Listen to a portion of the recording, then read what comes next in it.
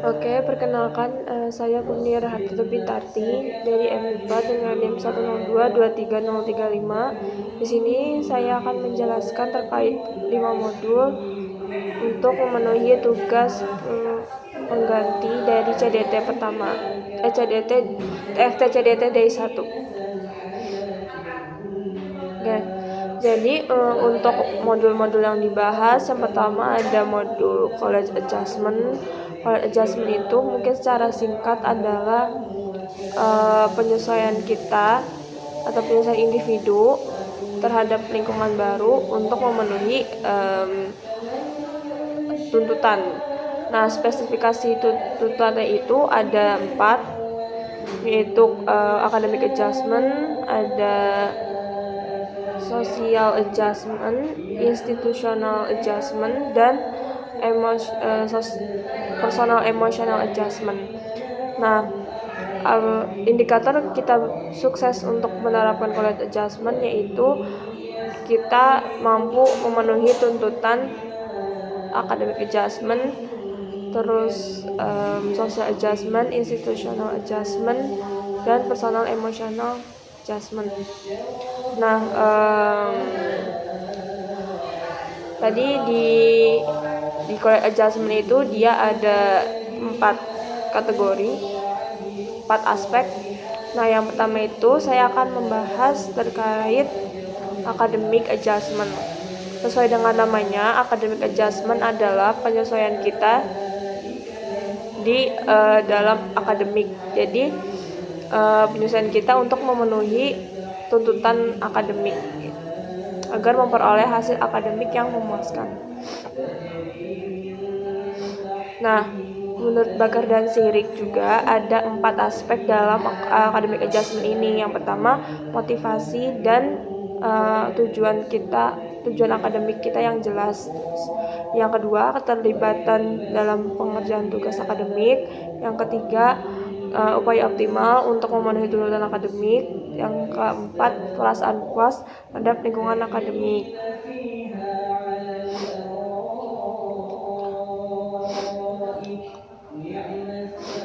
Nah, indikator mahasiswa yang dapat melakukan penyelesaian akademik atau academic adjustment adalah mahasiswa yang percaya akan kemampuan yang dimilikinya dan mengimplementasikannya untuk memenuhi tuntutan akademik tersebut. Nah, untuk kita menentukan tujuan akademik, kita harus memperhatikan beberapa hal. Yang pertama adalah nilai atau value yang dimiliki. Yang kedua ada menetapkan tujuan. Yang ketiga membuat perencanaan pribadi. Yang keempat menentukan target waktu untuk mencapai tujuan tersebut. Yang kelima membuat tujuan atau sub goals. Yang keenam berkomitmen dan dimulai dari sekarang. Yang ketujuh pantau kemajuan yang telah dibuat.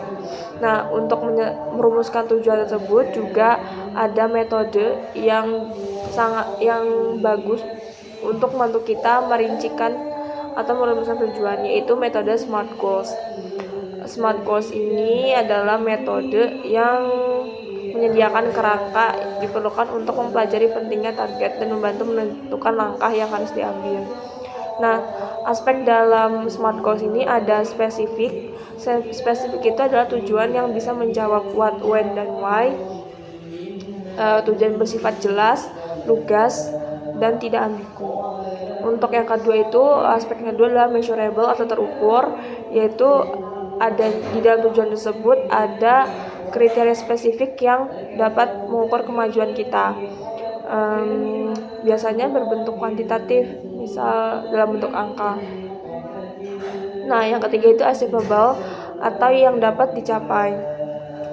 Nah, dalam membuat tujuan, kita juga harus memperhatikan apakah tujuan tersebut atau target tersebut realistis dan dapat dicapai. Dan tujuan tersebut tidak boleh terlalu mudah dan tidak boleh terlalu sulit.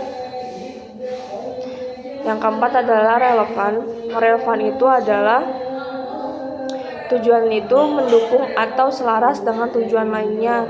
gitu. Jadi saling mendukung dengan tujuan lainnya. Dan satu tujuan yang relevan itu akan memberikan akan bisa menjawab pertanyaan apakah ini layak diperjuangkan, apakah ini ada di waktu yang tepat, apakah ini sesuai dengan kebutuhan, apakah kita orang yang tepat untuk mengejar target ini. Terus yang kelima itu ada aspek time based atau time bound atau bisa disebut dengan deadline. Jadi dalam bertujuan itu kita harus menetapkan target atau deadline biar kita tuh terarah dan terpacu untuk menyelesaikan target atau tujuan, mencapai target tersebut. Nah,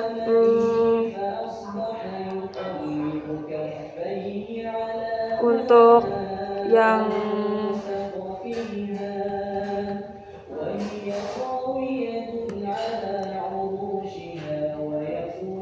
yang ketiga itu ada institutional adjustment.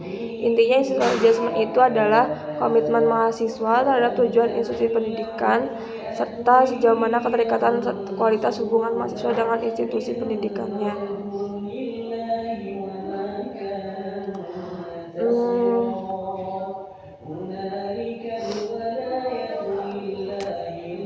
Jadi ketika kita memasuki lingkungan baru atau lingkungan ITB ini ada beberapa, jadi tuh ITB punya tujuan yang ingin dicapai. Nah, kita juga punya value. Nah, bagaimana kita menyelaraskan value kita terhadap tujuan dari institusi gitu kan. Di sini ada dua cara untuk kita tuh, ada dua proses ketika kita tuh baru masuk ke suatu institusi baru gitu.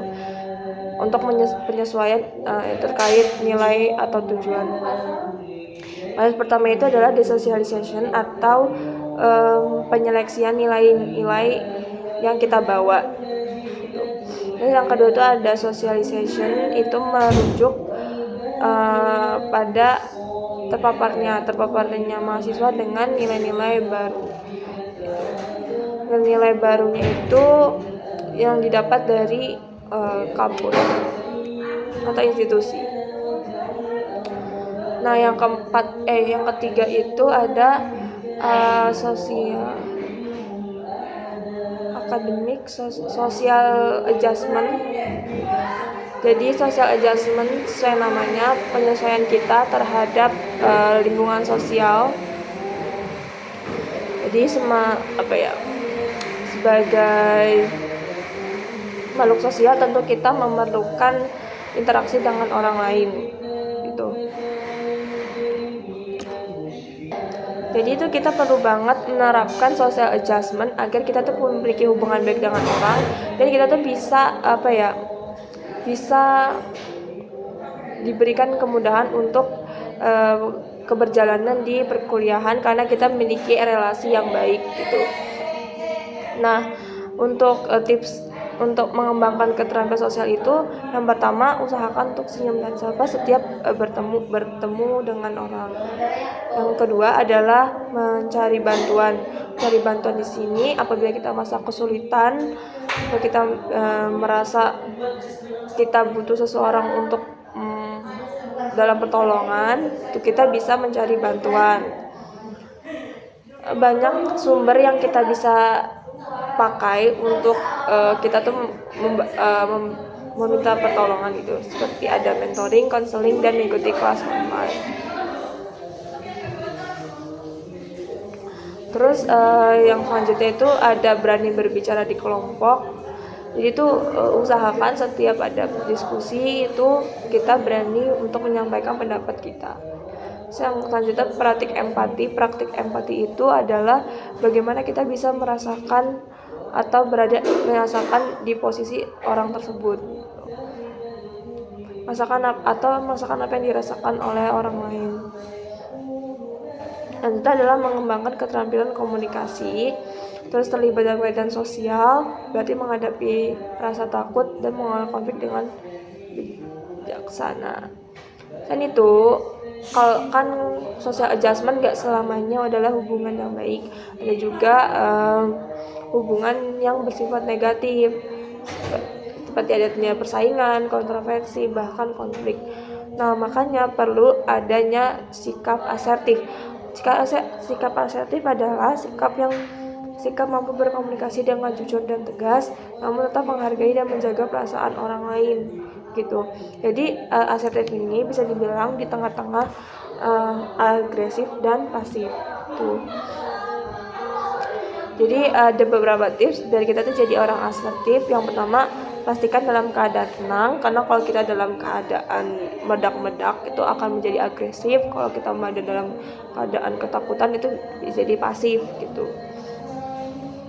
Berikan jeda dulu untuk menenangkan diri, terus agar tidak meledak-meledak emosinya gitu. Yang kedua, positif nonverbal. Jadi kita perlu memperhatikan gestur. Biasanya tuh gestur sering disalahpahamin sama orang. Jadi tuh pastikan kita memiliki gestur tubuh yang baik. Yang selanjutnya adalah to the point dan jelas.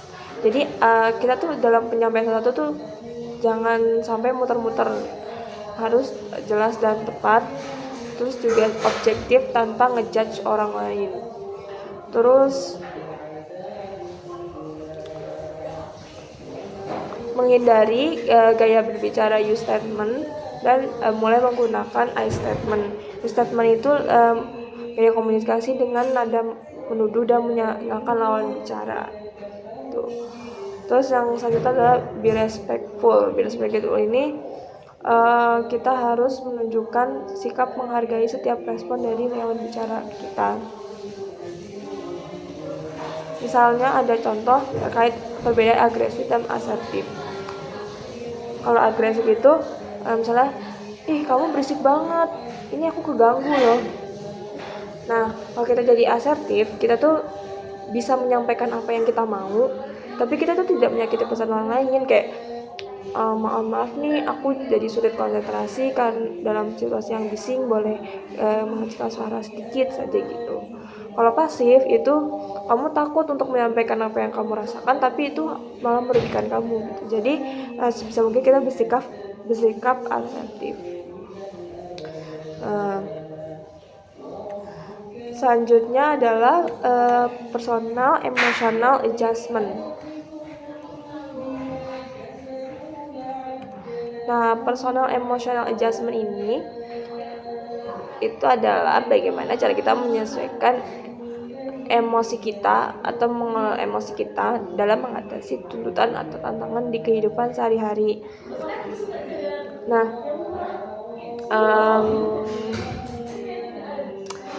seorang mahasiswa dikatakan punya personal emotional adjustment. Yang pertama itu mampu menunjukkan perilaku yang tepat untuk mengatasi tuntutan. Yang kedua, mampu menyeimbangkan mengelola emosi. Nah,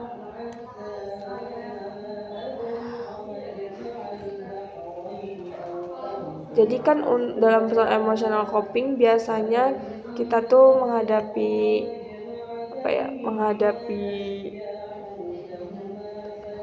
tantangan kan dalam menjalani perkuliahan itu tentunya kita akan menghadapi tantangan atau tuntutan. Nah, ada berbagai cara untuk kita tuh punya coping atau punya strategi untuk menangani tuntutan tersebut. Pertama yang itu problem focus coping. Jadi itu kita fokus ke problemnya, kita fokus ke tantangannya. Jadi itu kita langsung bereaksi dengan masalahnya gitu. Kalau yang contohnya itu ada plan for problem solving. Jadi kalau kita punya masalah, kita tuh merencanakan untuk mengatasi masalah tersebut. Misal ada masalah nilai kalkulus yang turun atau yang jelek, kita punya plan. Habis itu kita punya plan full setelah mendapat masalah tersebut. Plan fullnya aku harus belajar hari ini berapa soal, besok berapa soal, dan seterusnya. Jadi itu setelah mendapat masalah tuh kita langsung membuat target-target supaya bisa mengatasi masalah tersebut. Terus yang kedua itu adalah confrontative coping. Jadi itu kita tuh langsung, kalau kita misalnya nggak suka nggak suka sama sesuatu, kita langsung ngomong, langsung konfrontatif, tapi dengan cara yang baik, dengan teknik asertif tadi gitu. Jadi kita bisa menyampaikan apa yang kita mau, apa yang kita butuhkan tanpa melukai perasaan orang lain. Terus yang ketiga adalah yang selanjutnya seeking social support coping, yaitu coping dimana kita tuh berusaha untuk mencari bantuan. Jadi kalau misalnya kita bermasalah tuh kita sebisa mungkin untuk mencari bantuan ke orang lain yang merasa kita tuh dia pantas untuk membantu kita, dia bisa atau pantas membantu kita. Biasanya tuh bentuk seeking social support ini dia itu berupa informasi, kayak misalnya aku ada masalah terkait UKT nih, gimana solusinya. Nah biasanya kita nyari bantuan dan kita dapat informasi, oh di sini ada beasiswa, di sini ada info buruan UKT dan sebagainya. Terus yang kedua dukungan nyata. Tadi misalnya ada masalah UKT, oh ya udah sini aku bayarin. Itu dukungan nyata. Kalau dukungan emosional lebih ke menghibur, kayak nggak apa-apa nanti kita cari masalahnya sama-sama. Gitu aja sih untuk mendukung emosional atau menguatkan emosional kita. Nah tadi kan kita udah bahas tadi kan saya udah bahas terkait problem fokus coping. Sekarang yang emosional fokus coping. Kalau emosional fokus coping tuh lebih ke memperhatikan perasaan kita gitu dalam menyelesaikan tantangan tersebut. Jadi kalau kita dapat masalah, kita fokus terhadap terhadap coping perasaan kita sendiri gitu. Yang pertama itu jenisnya itu ada 5. Yang pertama itu ada escape avoidance. Escape avoidance itu kita tuh keluar sejenak dari masalah tersebut gitu, atau kabur sebentar. Misalnya kayak tugas numpuk banget, stres gitu kan, kita tuh bisa keluar sejenak untuk refresh pikiran dan melupakan sejenak tugas-tugas atau tuntutan-tuntutan. Jadi itu bisa merefresh otak dan bisa kembali lagi untuk mengerjakan atau memenuhi tuntutan tersebut. Terus yang kedua adalah distancing.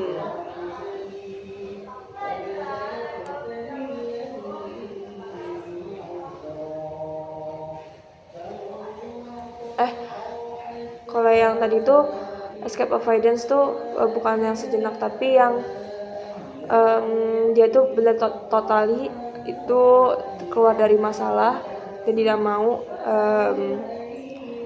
mau menyelesaikan masalah tersebut.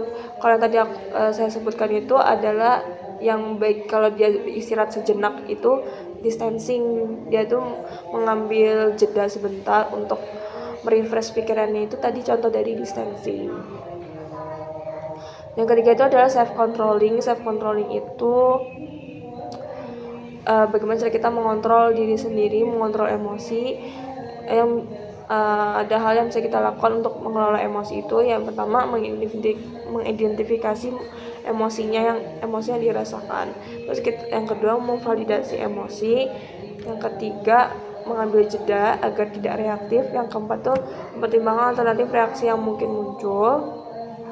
Yang kelima menentukan cara pengekspresian emosi yang tepat. Nah, ada tools untuk membantu kita tuh berlatih dalam mengelola emosi. Yang pertama tuh journaling. Journaling itu sarana kita tuh bisa mengekspresikan emosi kita melalui cara tulisan tuh. Yang kedua ada self talk. Self talk ini jadi kita ngomong kepada diri sendiri, kayak muhasabah mungkin bahasanya, introspeksi diri sendiri gitu. Yang ketiga itu ada relaksasi. Relaksasi itu biasanya kita melakukan meditasi dengan pernapasan dan sebagainya.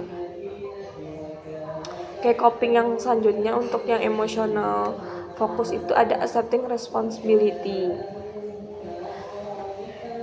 Accepting responsibility itu kita lebih ke memperhatikan lingkar kendali kita daripada lingkar pengaruh gitu. Lingkar kendali kita tuh hal-hal yang bisa kita kendalikan, apa yang kita pikirkan, lakukan, katakan maupun putuskan. Kalau lingkaran pengaruh itu ya sikap orang lain, hasil ujian, itu kan udah di luar kendali kita kan, atau keuangan gitu. Jadi kita tuh nggak usah terlalu mikirin yang lingkar pengaruh. nggak usah terlalu bikin lingkar pengaruh, cukup fokus ke lingkar kendali.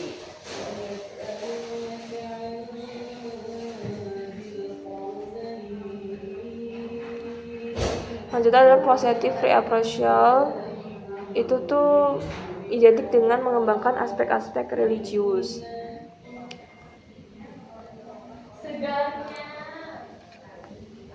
Jadi itu untuk positive reappraisal tuh lebih kayak kita tuh mengambil sisi positifnya, melihat segala sesuatu dari sisi positif gitu. Kayak misal kita tuh dapat nilainya yang jelek, tapi kita tuh udah belajar gitu, tapi tetap aja masih jelek. Nah, kalau kita tidak memiliki positif reappraisal, kita bakal ngapain aku belajar, orang juga nilainya jelek gitu. Kalau misalnya setelah reframing kita bisa ngambil positif, oh aku dari hasil ujian ini aku bisa dapat feedback nih dari bagian mana aja sih yang kiranya tuh aku kurang dan aku bisa memperbaiki di ujian yang mendatang gitu. Jadi itu ya intinya menyadari bahwa banyak hal yang tidak dalam kendali kita, membuktikan bahwa banyak banget keterbatasan yang kita miliki. Hal itu membuktikan bahwa dalam kita menghadapi berbagai tuntutan sangat perlu meningkatkan aspek spiritualitas dengan berserah diri kepada Tuhan Yang Maha Esa sebagai zat yang tidak terbatas, memberikan kita kekuatan dan keyakinan. Tuh. Jadi sekian untuk penjelasan kali ini, kurang lebihnya mohon maaf. Assalamualaikum warahmatullahi wabarakatuh.